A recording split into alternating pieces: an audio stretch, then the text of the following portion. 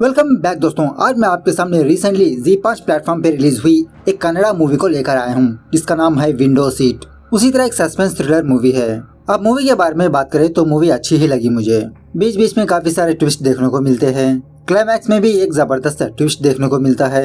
Overall से movie must watchable. Summary तो नहीं बताऊंगा, आप वीडियो में देख लेना। तो चलिए फटाफट से वीडियो को स्टार्ट कर लेते हैं। उससे पहले लुटा दो प्यार फॉलो इंस्टाग्राम।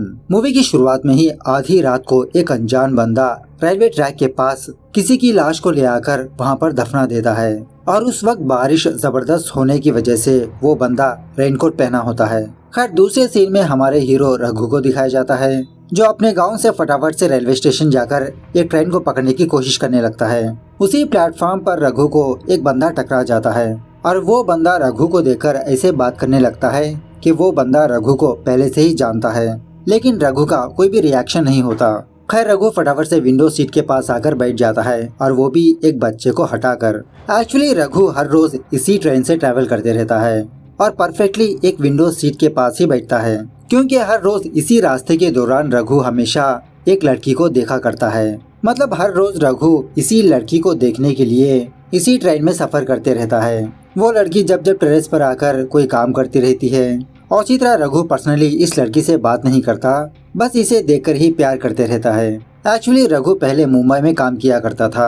कुछ ही महीनों पहले कर्नाटका लौट आके अपने फ्रेंड अंजलि के रेस्टोरेंट में म्यूजिक प्ले करते रहता है। अब इसी दरमियान में रघु उस टेरेस वाली लड़की के बारे में अंजलि से शेयर किया था। अंजलि रघु से कहने लगती है कि तुम और कितने दिनों तक उस लड़की को दूर से ही देखते रहोगे, जल्द से जल्द मुझसे शादी कर लो। मतलब यहाँ पर अंजलि रघु से प्यार करती रहती है, लेकिन रघु अंजलि को इग्नोर करते हुए उस अनजान लड़की से ही प्यार करते रहता है और इवन रघु को उस लड़की का नाम भी नहीं पता होता। खैर उसी रात जब रघु उसी ट्रेन से वापस अपने घर जा रहा होता है, ट्रेन के विंडो से रघु ये देखता है कि उस लड़की के पास एक और बंदा है जिससे वो हंस के बात कर रही होती है और उसी तरह वो लड़की उस बंदे को हक भी करने लगती है। रघु उस बंदे का चेहरा देख नहीं पाता और उसी तरह ये चीज देखकर बेचारा का दिल टूट जाता है कि रघु जिस लड़की से प्यार करता है वो लड़की किसी और की है। दारू वारू पीकर उस लड़की को भूलने की कोशिश करने लगता है और उसी तरह दूसरे दिन से विंडो सीट के पास ना बैठते हुए साइड में बैठने लगता है। अब रघु को ऐसी हालत में देखकर अंजलि धीरे धीरे रघु के करीब जाने लगती है। यह समझकर रघु अंजलि से यही कहने लगता है कि तुम मेरी सिर्फ दोस्त ही हो, उससे आगे कुछ नहीं। गुस्से में आकर अंजलि उस लड़की को गालियां देने लगती है। यह सुनने के बाद रघु को गुस्सा आकर अंजलि को एक छापड़ भी लगाता है। गुस्से में आकर अंजलि वहां से चली जाती है। उसी रात जब रघु ट्रेन पकड़कर अपने घर जा रहा होता है, दूर से ही खिड़की से रघु ये देखता है वही अनजान बंदा उस लड़की को मारने की कोशिश कर रहा है। ये देखकर रघु ट्रेन से ही चीखने चिल्लाने लगता है, ट्रेन को रोकने की कोशिश करता है, लेकिन ट्रेन ना रुकने की वजह से रघु उस ट्रेन से बाहर कूद जाता है और जब रघु को होश आता है तो यह हॉस्पिटल में होता है।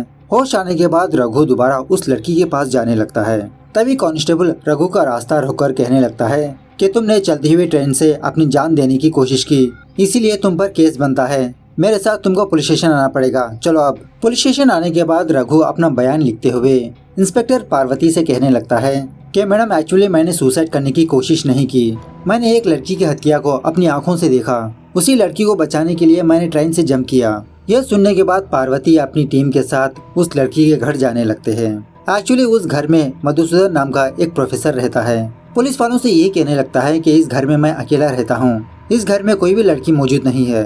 रघु कहने लगता है नहीं मैडम, ये बंदा झूठ बोल रहा है, हर रोज मैं ट्रेन से इसी घर की लड़की को देखते आ रहा हूँ। कल रात को मैंने उस लड़की की हत्या भी देखी। सो पुलिस वाले सारे घर की तलाशी लेने पर यह बात पता चलती है कि इस घर में कोई भी लड़की मौजूद नहीं होती, न ही लड़की के कोई सामान बरामद होते हैं। इस तरह से पुलिस वालों को कोई भी सबूत न मिलने की वजह से पुलिस वाले उस घर से बाहर चले जाते हैं। लेकिन रघु मधुसूदन पर शक करते हुए रात होने के बाद चोरी चुपके उस घर के अंदर जाता है तो रघु स्टोर रूम में उस लड़की की फोटो को देखता है। उसके बाद क्या था, रघु यही फोटो ले जाकर पार्वती को दिखाता है। पार्वती फटाफट से दोबारा मधुसूदन के घर आकर इसी फोटो के बारे में पूछने लगती है कि तुमने तो कहा था कि तुम्हारे घर में कोई लड़की मौजूद नहीं, ये फोटो कहाँ की है। मधुसूदन कहने लगता है कि मैडम ये लड़की मेरी बेटी है, इसका नाम है माया। फिलहाल माया मेरे साथ नहीं है, 10 साल पहले ही माया किसी लड़की के साथ भाग गई, अब वो कहाँ पर है मुझे नहीं पता। घर से जाने से पहले मेरी बेटी ने मेरे लिए एक लेटर छोड़कर गई। ऐसा कहते हुए मधुसूदन माया का लेटर पार्वती को दिखाने लगता है। अब मेरी बेटी मुझे खुद छोड़कर चली गई, इसीलिए मैंने पुलिस में कंप्लेंट नहीं किया। इसी दरमियान में मल्लेश नाम का एक बंदा उस घर में आता है।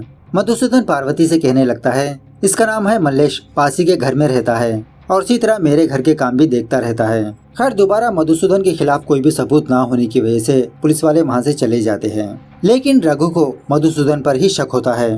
रात होने तक उसी घर के पास पहरा देने लगता है। उस लड़की को याद करते हुए गाना भी गाने लगता है। इसी दरमियान में रघु कुछ ही दूरी पर कुछ आवाजों को सुनने लगता है। जब रघु उस तरफ जाता है तो एक अनजान बंदा किसी जगह पर गड्ढा खोद रहा होता है। उसके बाद क्या था, रघु इस बंदे को पकड़ने की कोशिश करता है। इन दोनों के बीच चेजिंग फाइटिंग वगैरह होती है। फाइनली वो स्ट्रेंजर रघु के हाथों से बच के भाग ही जाता है। जब रघु दोबारा इस गड्ढे के पास आकर देखने पर यह बात पता चलती है कि इस गड्ढे में किसी की लाश है, औरत की लाश। दूसरे दिन फटाफट से पुलिस वाले यहाँ पर पहुँच जाते हैं और एक्चुअली जिस जगह पर उस लड़की की लाश पाई गई वो एरिया रेलवे ट्रैक के पास होता है। तभी शॉकिंगली उस गड्ढे से दूसरे हड्डियां भी बाहर निकलने लगती है। उसके बाद पार्वती उस लड़की की लाश को और इन हड्डियों को डीएनए टेस्ट के लिए भेज देती है। उसी तरह मधुसूदन पर शक करके इसको पुलिस स्टेशन बुलाकर इसका डीएनए सैंपल लेती है और पार्वती ये भी सोचने लगती है कि शायद मधुसूदन ने ही अपनी बेटी माया को मार दिया होगा और अपने आप को बचाने के लिए पुलिस के सामने झूठा बयान दिया होगा।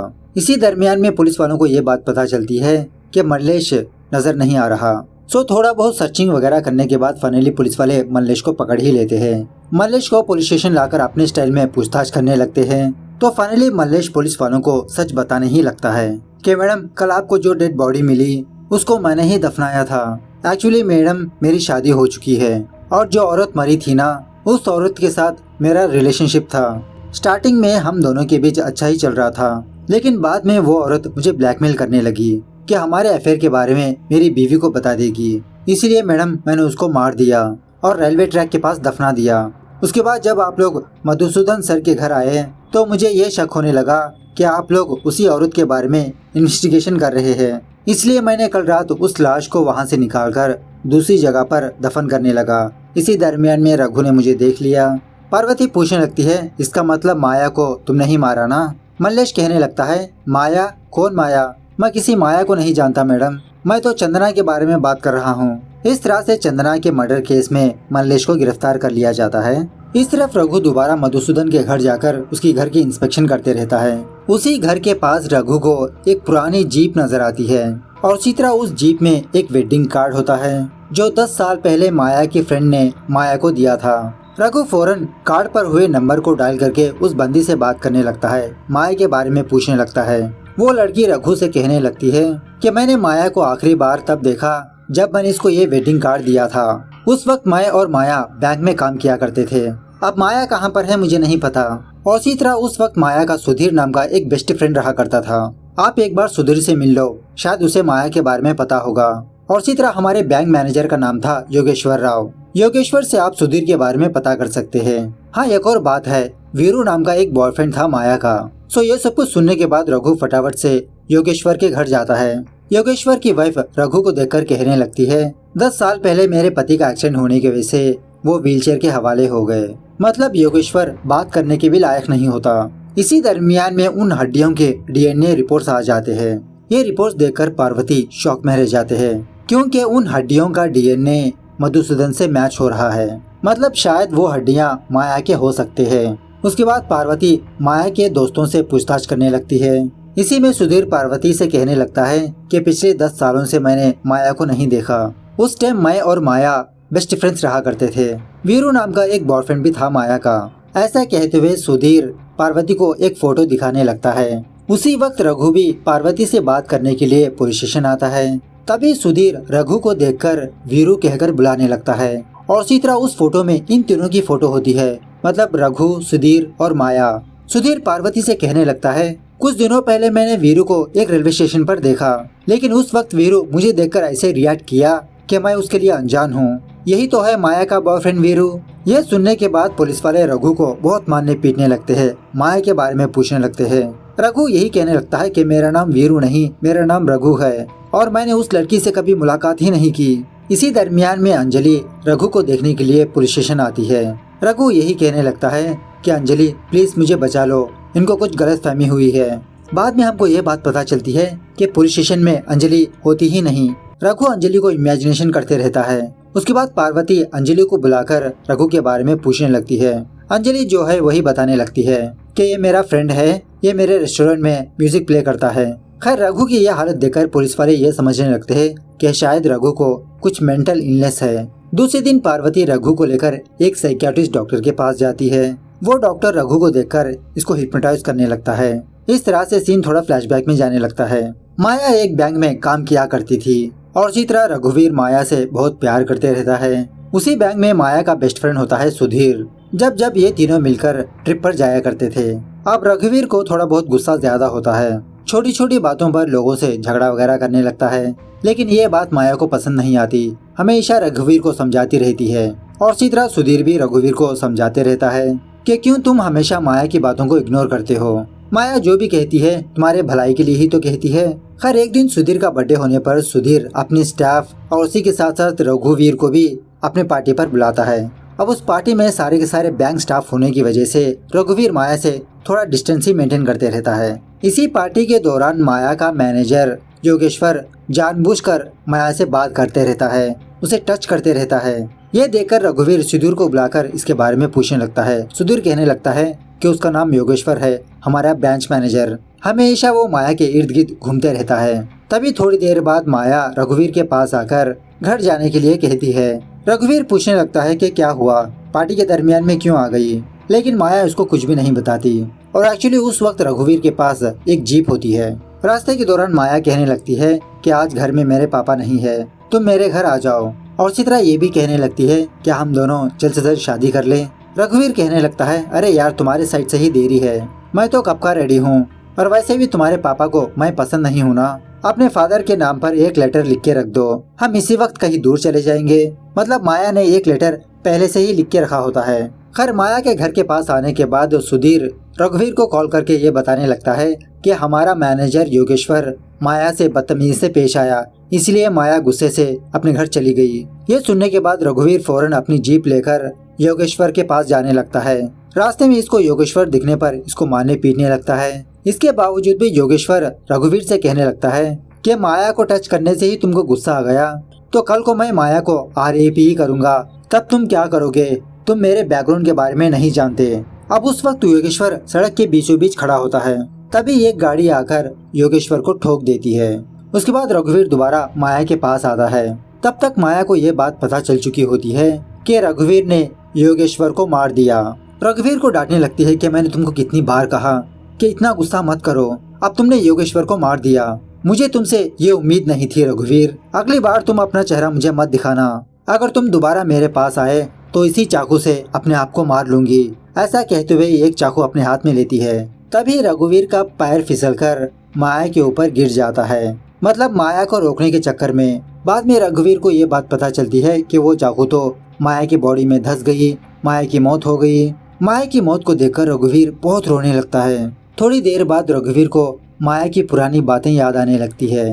पहले माया रघुवीर से कहा था अगर हम दोनों में से मैं पहले मर गई तो मेरी लाश को रेलवे ट्रैक के पास दफना देना। रघुवीर उसी तरह से माया की लाश को उस रेलवे ट्रैक के पास दफना देता है। यही मूवी की स्टार्टिंग में दिखाया गया था। उसके बाद रघुवीर माया की डेथ को एक्सेप्ट ही नहीं कर पाया, वो बहुत डिप्रेशन में चला गया, जिसकी वजह से रघुवीर की याददाश्त चली गई। सो रघुवीर के बारे में सब कुछ जानने के बाद पार्वती रघुवीर को एक सड़क के पास ही छोड़ देते हैं। खैर उसी रास्ते से जब सुधीर अपनी गाड़ी लेकर गुजर रहा होता है, रघुवीर को देखकर रघुवीर को अपनी गाड़ी में बिठा लेता है, कहीं पर ले जाने लगता है। इसी रास्ते के दौरान सुधीर के गाड़ी में कुछ आवाजें आने लगती है। मतलब वो गाड़ी बहुत ही पुरानी होती है। यह आवाज सुनने के बाद रघुवीर को योगेश्वर का एक्सीडेंट याद आने लगता है। मतलब जब योगेश्वर का एक्सीडेंट हुआ था, एक्सीडेंट करने वाली गाड़ी में भी इसी टाइप का आवाज आया था। तब जाके रघुवीर को सब कुछ साफ साफ समझ में आ जाता है। बात यह है कि सुधीर भी माया से प्यार करते रहता है, लेकिन सुधीर के रास्ते में रघुवीर था। इसलिए उस दिन पार्टी में सुधीर ने जानबूझकर रघुवीर को कॉल करके योगेश्वर के बारे में भड़काया, ताकि इन दोनों में से एक बंदा तो मर जाए। सुधीर ने ही इन दोनों का एक्सीडेंट करने की कोशिश किया, लेकिन इत्तेफाक से रघुवीर बच गया। उसी वक्त सुधीर माया के घर आकर माया को रघुवीर के बारे में भड़काने लगा कि रघुवीर ने योगेश्वर को मार दिया। सो ये जानने के बाद प्रेजेंट डे पर रघुवीर सडनली गाड़ी का स्टीयरिंग पलटा देता है और इस एक्सीडेंट में इस बार सुधीर मारा जाता है, दोबारा रघुवीर बच जाता है।